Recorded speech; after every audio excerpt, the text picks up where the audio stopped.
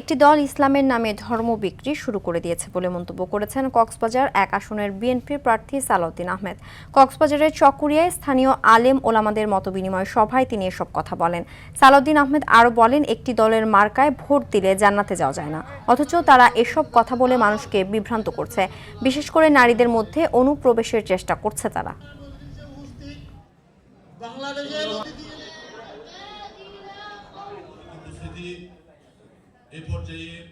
যারা আলেম সমাজের উপকারের জন্য, আলেম সমাজের অর্থনৈতিক সমৃদ্ধির জন্য, সামাজিক মর্যাদা বৃদ্ধির জন্য কোনো পরিকল্পনা না দিয়ে শুধু শুধু ইসলামের দোহাই দিয়ে ধর্ম বিক্রি করা শুরু করেছে, সেটা আপনাদেরকে দেখতে হবে।